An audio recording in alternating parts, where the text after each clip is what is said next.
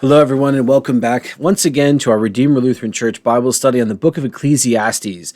Today, we're studying Ecclesiastes chapter 7, the beginning of the second half of the book of Ecclesiastes. I'm Pastor Eric Kleinschmidt from Redeemer Lutheran Church in Highland, Indiana. If you're looking for last week's study, I'll put that link up above, and you can track back all the way to the beginning if you're just starting, or you can just go to our YouTube channel page and click on the Ecclesiastes Bible Study playlist, and all of them will be listed there. You can also check out our other Bible studies that we've done in the past. Of particular note is going to be the study on Proverbs, as the second half of Ecclesiastes, we see Solomon, who we assume wrote Ecclesiastes, return to some of his proverbial roots, in that he writes things very similarly to the way he did in Proverbs. So we're going to get a bit of that fast fire wisdom in those couplets in the verses, and sometimes they don't seem to add up or make much sense, but they come all together in this big chunk of wisdom that Solomon kind of puts on the page. We're going to try to suss our way through that and get the wisdom out of it and also understand him properly, which can be difficult to do. Let's look at the text and we'll go from there. So, chapter 7, as I said, begins the second half. So, the break between chapter 6 and 7 marks the exact middle of the book.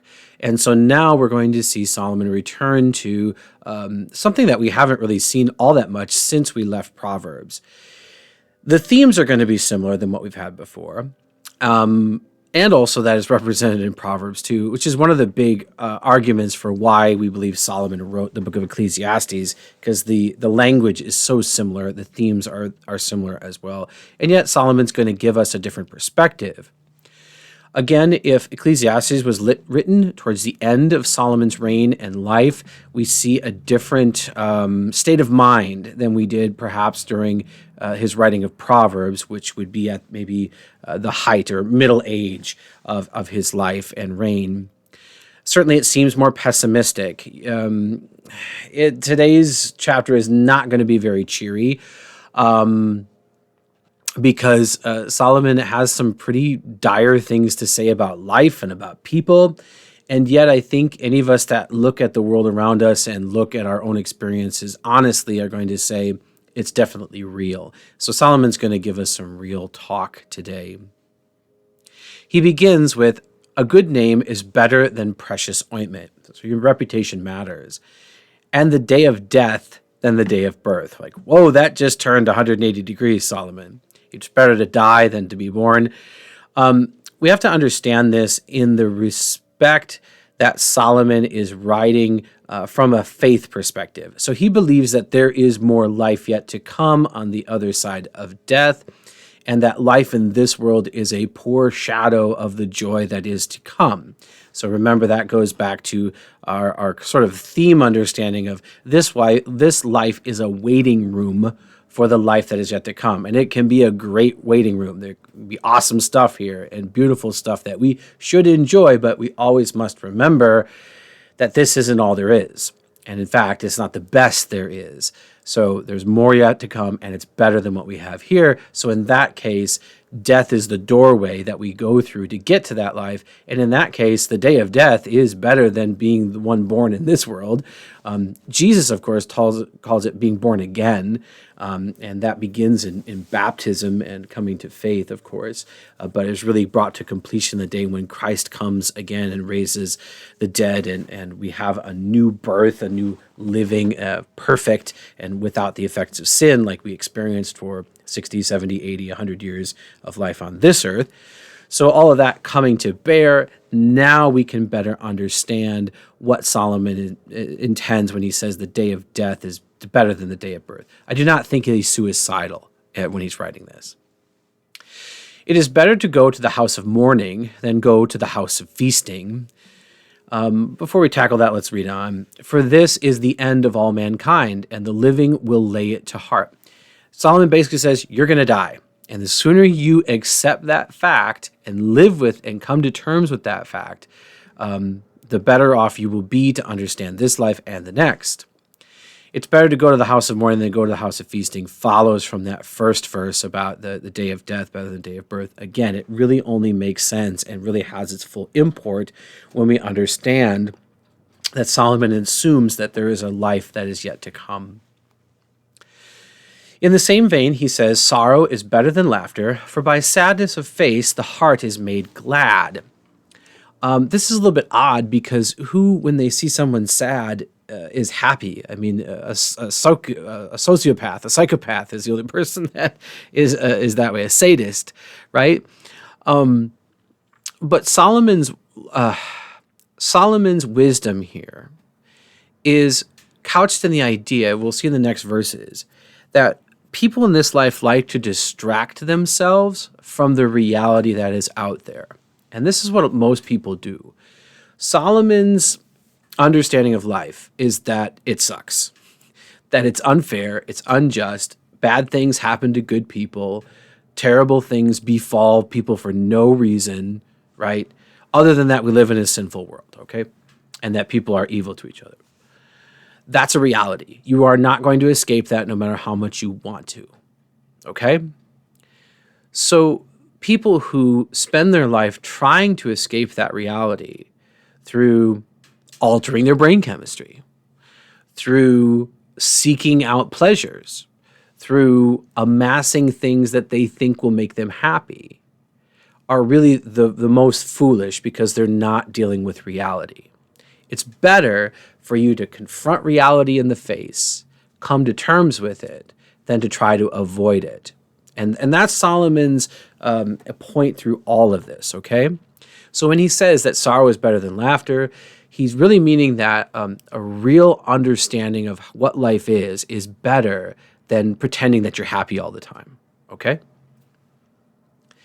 The heart of the wise is in the house of mourning. Again, remember what he said at the beginning, the living will lay it to heart. This is the end of all mankind, the house of mourning. So going to a funeral really puts things in perspective and it makes one wise, okay? So he says that the heart of the wise is in the house of mourning because we have a proper understanding of what this life is, and that's the waiting room for the life that is yet to come. But the heart of fools is in the house of mirth. So those people that are just trying to distract themselves, live it up in this life, they're always going to end up empty because this life doesn't go on forever. And eventually you get tired of partying. Eventually you get too old to do what you used to do, all those sorts of things. And so in the end, it's absolutely empty. And Solomon has experienced that firsthand. And we'll see that also come out through this chapter. Solomon basically says, trust me, I've been there, I've done it, I'm trying to spare you the heartache that I experienced, and you can't do it as good as I could because I was king. That's what Solomon is saying. Verse 5, it is better for a man to hear the rebuke of the wise than to hear the song of fools. For as the crackling of thorns under a pot, so is the laughter of the fools. This also is vanity. So there that word comes out again, vanity, chasing after the wind, and emptiness. So people who are seeking out their own pleasure and surround themselves with people that are of a like mind are really just, it's like thorns crackling under a pot. They'll be gone in a moment. Thorns that dry thistles or the brush, they're kindling, they're fire starters. They're not a solid piece of oak that's going to continue to burn. It's there and then it's gone.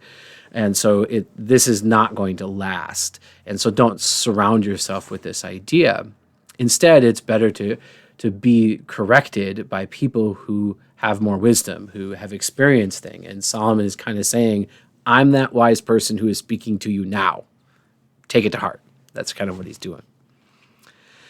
Verse 7, surely oppression drives the wise into madness, and a bribe corrupts the heart. Solomon is just observing that these things are true. When we are oppressed or when we see oppression, it makes us unhappy, it makes us angry, it makes us feel hopeless, right? And bribes, if we start, it corrupts the heart, that you can't just do that once and be okay. Like, no, it has longer reaching effects. So as soon as you start down the path of injustice, it kind of leaches into other areas. Verse 8, Better is the end of a thing than its beginning, and the patient in spirit is better than the proud in spirit. So the second half we can understand all pretty easily, right? That it's better to be patient than to be proud. But what does the first part mean? Better is the end of a thing than its beginning?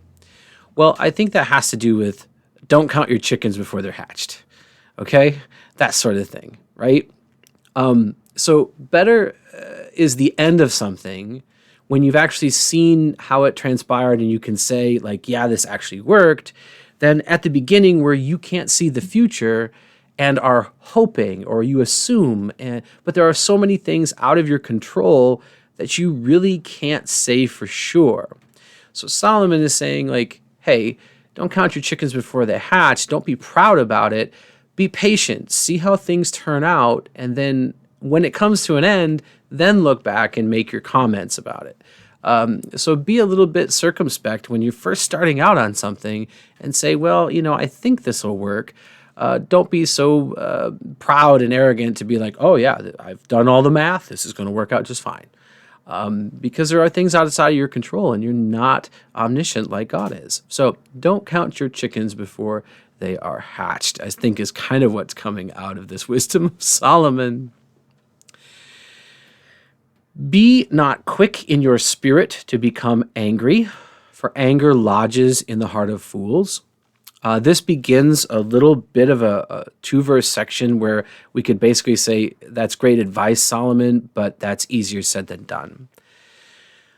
Certainly, we can understand why it is wise and good not to become angry too quickly. To be hot-tempered was something that the Proverbs of Solomon certainly addressed all the time as a negative. And we can understand how in our day-to-day life and our dealings with other people, not to become too hot-tempered with them. Because sometimes things are misheard. Sometimes things are misunderstood. Sometimes we may have a righteous anger, but the cause of that person sinning against us is understandable to us, okay? What do I mean by that? So imagine somebody comes to talk to you and out of nowhere, they seem to be rather rude. And you're just like, well, why are you being rude to me? And they were rude, you were rightly offended, but then you find out that their dad died the day before, okay? And you're like, oh, okay, I understand. See, that sort of thing. So even when we do have a reason for righteous anger and indignation, we still don't know all the circumstances behind that. And so to be patient and to tamp down your anger and say, I'm going to wait and figure out why this happened before I become angry about it. Because there are a multitude of explanations. That's not only going to serve yourself well, it's going to serve the other person well, and I think it's going to serve society well. Think about how things are today, okay? Everybody is in a rush to be angry and offended at any sort of slight, okay? And it's not serving us well. So, if we want to change things, we start with ourselves, we start with our own interactions. The next time somebody offends you, be patient, slow to anger, right? God is slow to anger and abounding in steadfast love. So it's a virtue to be slow to anger, something that we want to practice. Practice it means that you have to work at it. It's not just going to happen, all right? And that it's rough and you're not going to be good at it when you first start out, okay? So being slow to anger, practicing virtues is never easy and it doesn't come overnight. It takes time. So sometimes you just have to, and then that statement was rather rude. What's going on with you? This is not like you. Or did I offend you in some way that you're reacting this way to me? Calm, collected, figure it out. And then in the end, they're just like, oh, no, I just think that you're a jerk. And I'd be like, okay, well, that was rude and I'm offended and you should apologize because I didn't treat you that way. Then you can bring your righteous anger and flip over tables like Jesus. Just saying, he did it. Just make sure you're righteous before you do it, okay? Righteous as Jesus before you do it. But being slow or patient is better than being proud. We definitely see that be a virtue, and then be not quick in your spirit to become angry, for anger lodges in the heart of fools. The foolish holds on to their anger, and certainly people can do that, and people have a sort of comfort in doing that, but it really is going to poison your own heart, and it's going to poison your relationships with others, not just the person you're angry with. So to let go of your anger can be a beneficial thing for yourself and for everyone, much better than revenge. Verse 10, say not, why were the former days better than these? For it is not from wisdom that you ask this. Solomon's point here, I think, is that we all have a sort of rose-colored glasses approach to the past. We think of, I certainly hear it among Christians too, like, oh man, things were so much better in the 50s, the 60s, the 70s, the 80s, the 90s, whatever, than they are now, like where we are now. And objectively, there are some instances where that may be true, okay? Certainly, let's talk about the average safety in an American high school. In the 1950s, there was a lot less danger of a mass shooting happening at an American high school than today. So in that objective case, we could say that yes, the past was better than today. Okay, divorce rates or something like that. Okay, we could talk about those things. But then there's also some other things where that doesn't hold true. Talk about life expectancy. Talk about disease vectoring. Those sorts of things. The ability to have access to information. Now, that's a good thing. The internet is a good thing. The internet's also a very bad thing. But I love being able to go online and with a few keystrokes come up with a video of a drone flying over the Great Pyramid of Giza. Something that I may never see in my lifetime. And even if I could get there, I'm not going to get to fly over the top of it and see it from the top down like I can with the advent of the internet. It's amazing. It's beautiful. It's wonderful in that way. So Solomon's point is that we always have a rather rosy view of the past, and we forget the things that we were struggling with then because we got through them. And we look at, oh, I wish things were like they were. And if you're focused on that and you're always chasing this romanticized view of how things were, you're always going to be disappointed. You're not going to be able to live and enjoy the things that are right in front of you because you're hoping for the past.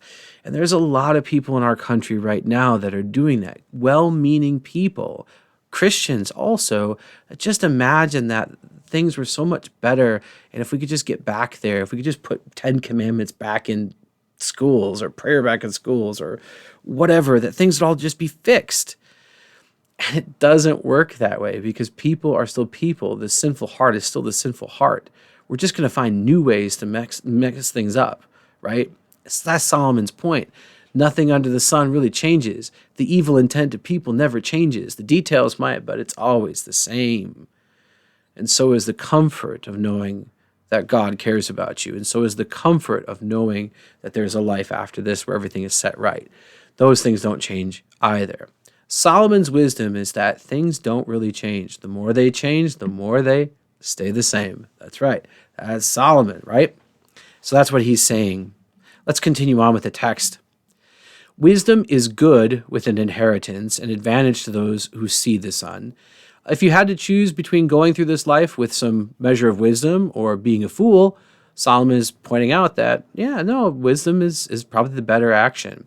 But we're going to see how he gives you a very, very strange and unique piece of advice later in this chapter about how you don't want to be too wise either. What craziness is that? We'll get there. But let's stick here and say that it's better to be wise than a fool as you go through life. Let's just take that at face value. Why? Verse 12. For the protection of wisdom is like the protection of money, and the advantage of knowledge is that wisdom preserves the life of him who has it. Okay? There are advantages to having money, to being rather wealthy. You can buy the food you need. You can pay for bodyguards if you need them, that sort of thing. All of that. There are advantages to having those material goods at your disposal. Certainly there are. Wisdom works the same way. You encounter a situation, and if you are able to look at it with wisdom and with prudence and with discernment, you're going to fare better than if you just go like, I don't know what's happening. Okay, I guess I'll do this. And oh man, that didn't work. Obviously. Okay, Solomon's not telling us anything that we didn't know here. Verse 13, consider the work of God. Who can make straight what he has made crooked? This verse seems to come out of nowhere with what we've been talking about. But Solomon's point here is that God is the one who is in control of all of these things. All the things that we can't control, God is controlling. God is in charge of. God is aware of. All right, he is orchestrating things behind the scenes. And yes, it may look bad now, but there's a good plan behind all of it. That's revealed in the scriptures as well. And whether you believe that or not, that's a matter of faith. But the scriptures do say that. Consider the work of God. Who can make straight what he has made crooked? So if God bends something, no matter how hard you try, no matter how wise you are, no matter how money you have, you're not going to change it. Okay? Only God can change it. And that's what we see when we come to the New Testament, the very beginning of the Gospels, Mark chapter 1.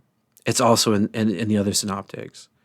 The beginning of the gospel of Jesus Christ, the Son of God, as it is written in Isaiah the prophet, behold, I send my messenger before your face who will prepare your way. John the Baptist, the voice of one crying in the wilderness. And what does he cry? Prepare the way of the Lord, make his paths straight. John appeared baptizing in the wilderness. So John appears, God's prophet, to make straight the pathways that have been made crooked. He is the forerunner to the one who will do exactly that for all people, and that's Jesus. Jesus is God in the flesh. Who can make straight what God has made crooked? Only God himself. He does that with Jesus. Okay, you getting the connection there? Only God can fix some things. So again, that comes back to our remember point of number 3. Sometimes you just have to let God work. Sometimes you just got to go and sleep on it and say, I can't change this. No matter, I've tried, I've thought about it, I've run myself ragged trying to fix this. I can't do anything. So I guess all I'll do is just let God be God. He's got to fix it because I can't. So I might as well go to sleep. I might as well go and try to enjoy something today, right? So that's part of the wisdom of Solomon as well, that we can't just fix everything. God has to do it, and God can, and we do believe that God does. And God does primarily through Jesus Christ, with the promise that when Christ comes again, all of these things that suck about life will be set right. All those injustices will be set right. Recompense will happen according to God's righteousness. And those who were defrauded will be rewarded. Everything that was wrong with this existence will be set right. The crooked paths will be made straight. Only God can do that. God does that through Jesus Christ. Okay? That's Solomon's point through all of this. Verse 14 is the exact center of this chapter. So it forms this pearl of wisdom that is nestled in this entire chapter, and it shines like the pearl in a mucky old oyster, okay, whatever. And then right in the middle. And we have this return to one of our themes, remember points.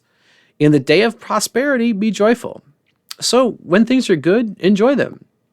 In the day of adversity, consider that God has made one as well as the other, so that man may not find out anything that will be after him. So again, man doesn't know all things. He's not in control, all right? So God has made both good days and bad days. He's the same God through all of it. His promises are still the same. His plan for your good future is still the same. What's on the other side of the waiting room door is still the same. None of that changes. So it's just a bad day. It's just a good day. So enjoy the one, lament the other, and move along. Just keep your head down and do your work and try not to worry about it. Again, that is more easily said than done. It's so hard to just kind of let those things. We want to be in control. We want to affect immediately our surroundings, but there is so much that is outside of our control. I mean, a lot of people are fond of saying like, oh, you just got to let go and let God, right? Well, sure, that's part of it, but God also gave you a brain. God also gave you a vocation. God also gave you things right in front of you to do. So our purpose really is to do both, all right? There's many things outside of my control. I can't do anything about them, so we just let God deal with them. At the same time, there's things in front of me to do. I am a husband, I am a father, I am a pastor, I am a citizen, I am a neighbor, I'm a son, okay? All of those things have tasks that need to be taken care of. Just because God is in control doesn't mean that I shouldn't pay my bills, mow the lawn, go to work, try to do those things, cook dinner for the family, those sorts of things. Like, no, like put your nose to the grindstone, do the work that's in front of you that is yours to do, and then God will sort it out the same way. So don't be cowered into just, well, I can't do anything, so I just got to wait. No, like go do something. Go do something productive. Go do something righteous. Do what you can. So you don't have enough money to pay your bills. All right, well, go out and seek a new job. Apply for a new job. Pray about it. Try not to worry about it. God will take care of you. And then, but still put in your applications, search online, do those sorts of things, develop a savings plan, get your side hustle going, collect aluminum cans and turn them in. There are things for you to do. Focus on the things that you can do and try not to worry about the things that you can't. Easier said than done. I know. And that's why it's a secret to wisdom and contentment to be able to know the difference between those two and to focus on that. That's one of the reasons why I think I'm going to make Ecclesiastes regular reading for myself, because I know I'm loving these pearls of wisdom and how they're teaching me things, but I know that in a month from now, I'm going to forget them. So I need to come back to Ecclesiastes and rediscover them. And maybe through that process in my life, after years of doing that, I'll actually start to put some of them into practice. Hopefully. We'll see.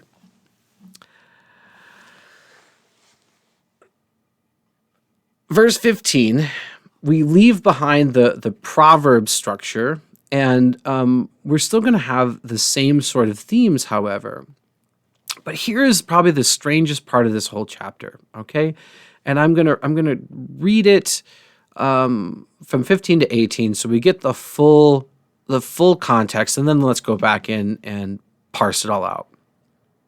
In my vain life, I have seen everything.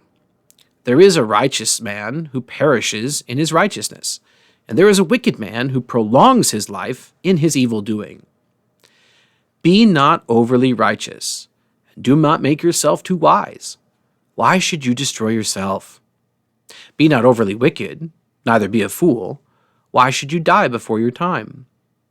It is good that you should take hold of this, and from that withhold not your hand, for the one who fears God shall come out from both of them. Strange language. Okay, so let's go back to the beginning. In my vain life. What a sad way to describe Solomon's own life, right? He's saying that I have wasted it. I have chased after nothingness. But the thrust here is that I've done this so you don't have to. It's why Solomon is writing this wisdom literature. He says, I've seen everything.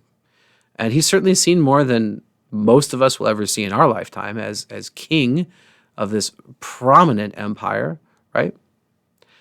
And he says that there is a great unfairness The righteous man perishes in his righteousness, while the evil man lives on and does evil. It's not right, and we all know it's not right. Again, Solomon is saying this world isn't right. You have to deal with it. We're waiting for another world where it will be right. Look forward to that. You have to do both. And then verse 16 is this weird statement. Be not overly righteous, and do not make yourself too wise. Why should you destroy yourself? Okay. It seems odd that in wisdom literature, and a person who is wise beyond all measure, who wrote books about how you too can learn wisdom, tells you that it's not good for you to be too wise. What does he mean?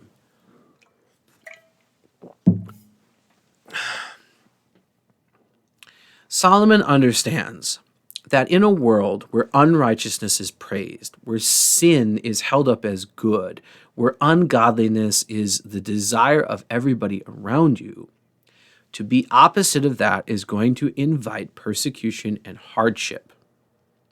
Christ promises this many times in the New Testament, okay? If you think that following God and doing the right thing are going to bring you health, wealth, and success in this life, you do not understand Proverbs. Because that was one of the major points that kept coming up.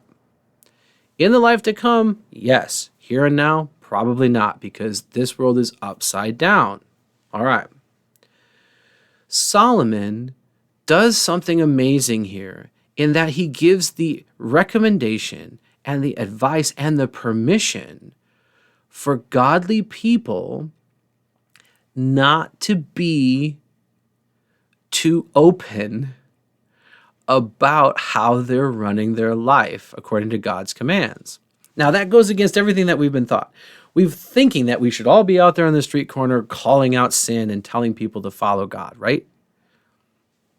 Solomon kind of backs off of that and says, there's a time for that, but in most of your day-to-day life, it is better and enough for you to just pay attention to your own business and try to live according to the Bible and God's design in your own life without telling anybody else about it. That's enough, and that's good. Solomon, who is inspired by the Holy Spirit, so God himself tells you that it's okay not to be that guy out on the street corner all the time. Now, there are times where you have to be. If you're called to give an account, do not deny him before men. But in most of our day-to-day lives, we don't need to go around telling people why we do the things that we do according to God's design. So you go to the grocery store and the clerk gives you too much change. And you say, oh, you gave me too much change. You only were supposed to give me $10 back and you gave me $15. Here's the $5 back. And they go, oh, I didn't even notice. Thank you for telling me that. You don't have to go, I'm telling you because I'm a Christian. We might think of that, it's witnessing, it's evangelism, or maybe it's virtue signaling. Maybe it's banging your own gong. Maybe it's standing out like the publican, right? I thank you, God, that I'm not like making a huge display. When really what God tells you is to be humble and to go into your closet and do things without fanfare. He chastised the Pharisees all the time for their fanfare about their faith. So in your day-to-day life, God actually gives you permission not to be a loud and proud Christian person in society. Certainly run your life and take care of the things in your decisions according to your biblical faith principles, sure. But you don't have to tell everybody about that because Solomon warns you that is to invite persecution. It is to invite problems. And he's telling you the world will bring enough of those on their own. You don't have to go out looking for them, okay? And it's okay. You don't have to be a tank for the world's hatred about God. God can defend himself. He doesn't need you. So you don't always have to be the person who's telling everybody about your faith. You can just live your life, and when they ask, then give an answer for the hope that is within you. You live in an apartment complex. There's some person that they go grocery shopping every Friday morning, and you happen to be off on Friday, and you see them pull up at 11:30 with their cart. This old decrepit lady or man, right, has to take in one box of cornflakes at a time, makes 15 trips up and down the steps with their little cart to get everything in their house. And you're sitting there watching TV. You get off your butt and say, hey, can I carry those in for you? You pick up both bags, take them in, right? You go. Thank you. That's so nice of you. You're welcome. And then maybe after the 5th week of doing that, Edna, who you now know on a first name basis, says, why are you so nice to me? It's like, well, it's just what I think that I'm supposed to do. It's just a nice thing to do. Well, why do you think that? Well, to be honest with you, I'm a Christian. And I think that this is part of my vocation in the world, to help other people where I can. And then go back to your... And then maybe 5 weeks later after that, she says, well, where do you go to church? And that's when you say, I go to Redeemer Lutheran Church in Highland, Indiana. Would you like to come with me this Saturday? No? Okay. Maybe some other time. Invitation always stands. And then still, carry those groceries in every Friday. That's wait. You don't have to lead with your Christian faith all the time. And I know that sounds like a weird message, right? But it's here in Ecclesiastes. It's from Solomon, who God gave the most wisdom and who God was inspiring to write this. So it comes from God himself. And how do we explain that? Well, the Bible speaks one way about living our Christian faith like a lamp on a hill. And here where it says you don't always have to be a lamp on a hill. Remember what Solomon said.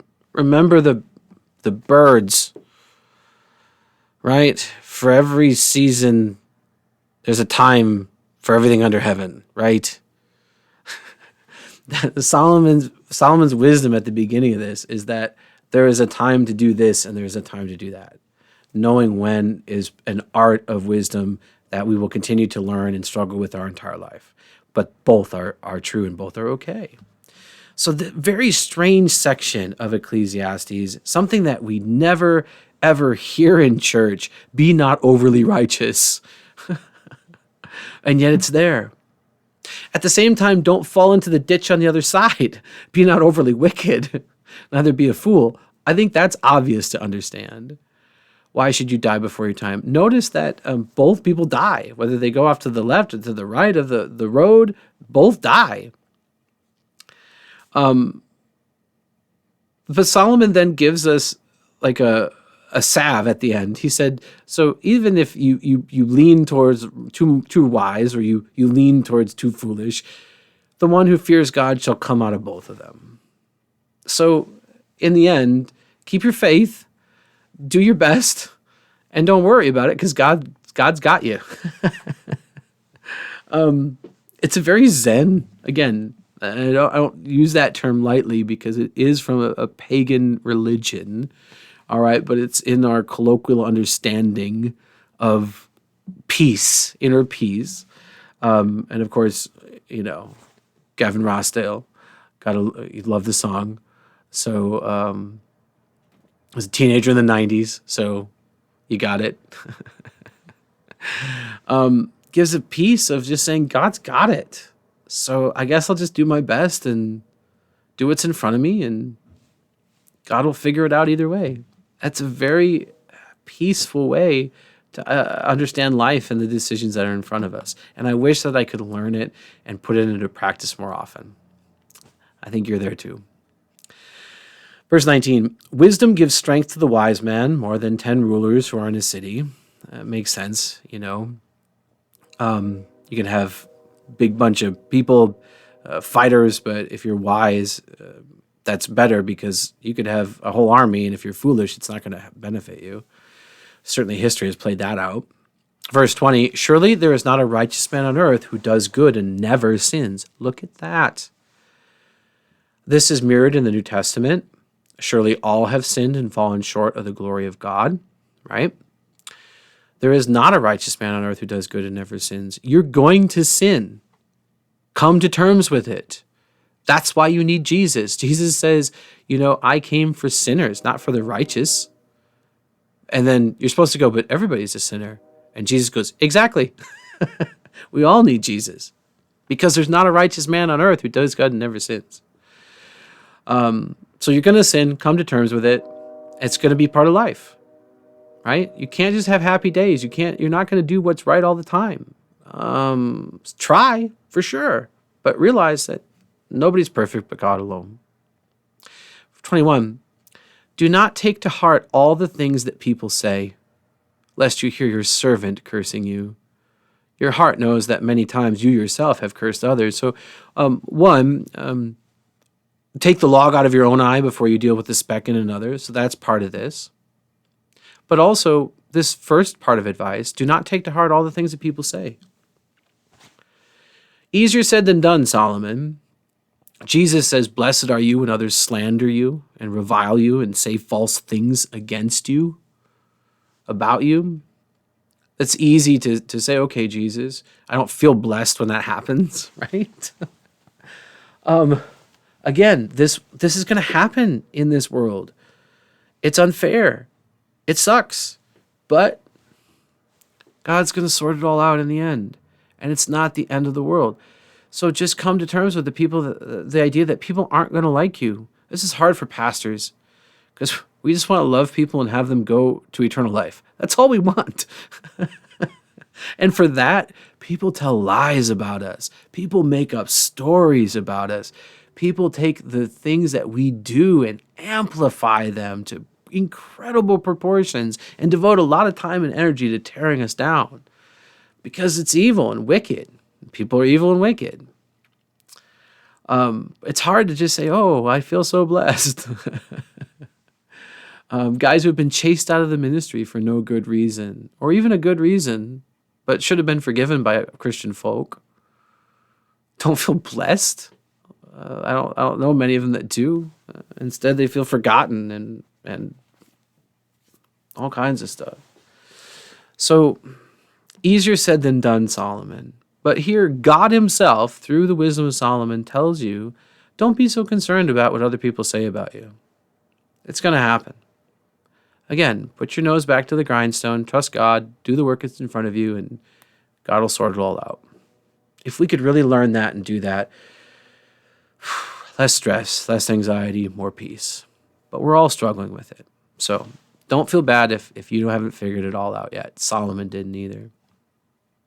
He says, all this I have tested by wisdom. I said, I will be wise, but it was far from me. Solomon laments his own failure at all of this. That which has been far off and deep, very deep, who can find out? The wisest man on the planet is telling you that he couldn't figure it out, and in the end, he just had to trust in God to do it. That's the wisdom he's imparting, saying, you know what? I'll tell you what I've learned, but I'm not perfect either. Paul says the same thing. He says, not that I have already achieved this or are already perfect. Right? He says, I haven't gotten there either, but I press on towards the goal. I keep trying. The struggle is what matters, not the perfection. Okay? Here at the end,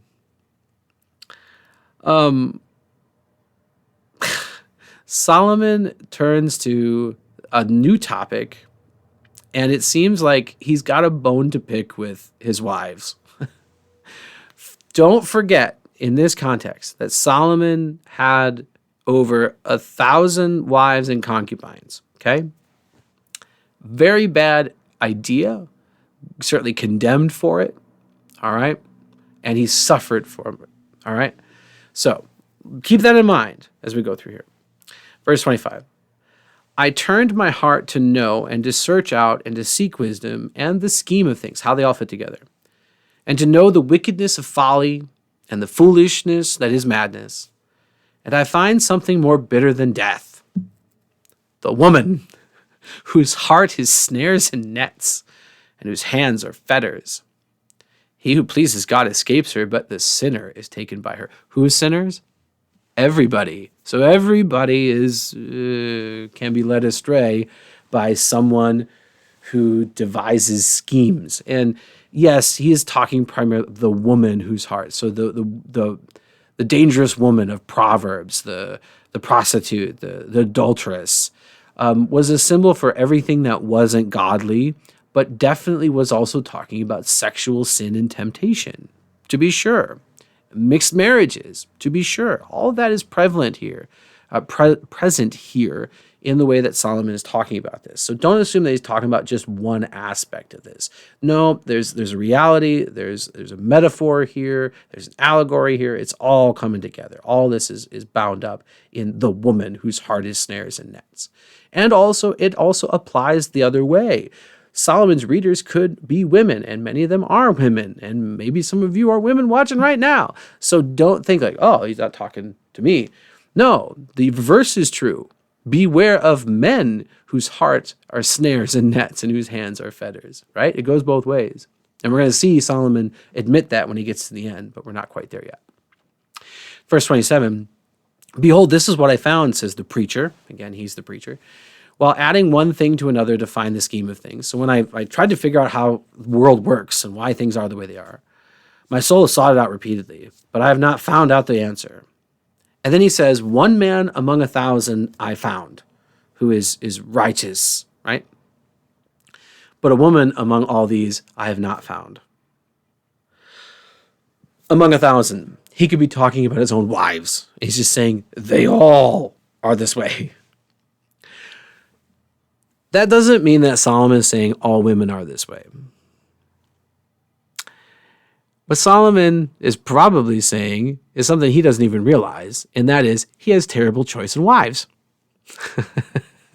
If you married 1,000 of them and you haven't found a righteous one among them, I think, Solomon, that might have more to say about you and your taste than it does about the availability of righteous women out there in the world. Just saying, okay? So yes, he's saying that it's rare is really what he's saying here. And the reverse is true. Finding a righteous man is rare. And certainly the admonition about marriage and seeking of a spouse, that, yeah, you're going to have to hunt if you really want to find a righteous spouse, and rejoice when you do find them. Pray for that. Our kids, I pray for our kids that they find a righteous spouse. My youth kids, the young people in our congregation that are dating and of that age. My own son, who's only 5, I still say a prayer every now and then that I hope that God will direct him to a righteous spouse when he is ready, because it's so important. So Solomon isn't just bashing women here, okay? Yes, he's revealing his own bias, but again, I think it says more about him than it does about the women. Verse 29, it closes out. See, this alone I have found, that God made man upright, but they have sought out many schemes. So upon first reading, you think, oh, well, man is upright, but those women scheme against them. Okay. It's not a popular thing to say, but there are differences in the sexes, okay? Men and women are different, not only anatomically and biologically, but also in the way that we think, and maybe even in general, things that we are tempted by, things that we value, those sorts of things. So the stereotype is that men have a wandering eye much more than women do. Now, of course, women can cheat and commit adultery and oogle men just as much as men can. But in general, this may be a created difference, a sin difference that afflicts men more than women, that they are just motivated by sexual temptation more than women. It may be that women are more prone to gossip, sin, than men. Now, we might say, oh, the first, oh, definitely. The second, well, wait a minute, we can't say that. Like, it's just the inequality of the world around us. But maybe there are differences in the sexes in our predilections towards certain sins. That's possible. So when Solomon says God has made man upright, but they are at the mercy of women whose hands are fetters and who wear short dresses. Maybe what he's saying here. Okay, certainly. But there's something else that's kind of in the text that we don't see in the English. This word right here is the word for man, Adam. It's where the name Adam comes from, okay? The first man, Adam. It actually comes from the Hebrew Adamah, dirt, earth, ground, that sort of stuff. But there are plurals within this sentence structure in the Hebrew. So that makes this reference actually plural, and I think it would be better translated. This alone I have found, that God made mankind or humanity upright. But they, plural, all of humanity, have sought out many schemes. So God made us perfect and upright, but we have poisoned that. It's just a reiteration of Genesis. And it's all lost there because we translate this man instead of mankind with the plurals that are tucked away in the grammar structure of this sentence in the Hebrew. Okay? So far from saying that it's all women's fault, Solomon is just lamenting his own poor choices in his 1,000 wives, and he is also lamenting the human condition of both men and women to kind of go off on their own and not follow the pathway of God, right? And that we devise our own schemes and we work against God at every turn. So all that being said, this chapter, which seems to be very depressing, as Solomon says some really strange things, is needs to be understood in the understanding of this is a waiting room and there's more life to come, right? That the world is upside down, and that permission to be sort of average in your faith, following along. You're not the proclaimer on the street corner, but you're also not the person who doesn't believe, doesn't go to church, and doesn't speak up when it is necessary, to be kind of middling in the faith. Solomon, God himself, gives you that permission and says that might be the best way to go through life. What a radical concept about that. One of the reasons why I'm glad I have the comments turned off, because I'd probably get a whole bunch of armchair theologians and pastors from other places telling me like, oh, no, you can't say that. That's not what this means. Like, okay, well, you do your own Ecclesiastes study and tell me what that verse means. I'll wait. But strange that God actually says that. Like, don't be too wise. It's okay. What? So Ecclesiastes has a lot to process and to kind of go through. But in the end, we come back to the very center, all right? Let's go back to the center before we close today. In the day of prosperity, be joyful, and in the day of adversity, consider that God has made one as well as the other.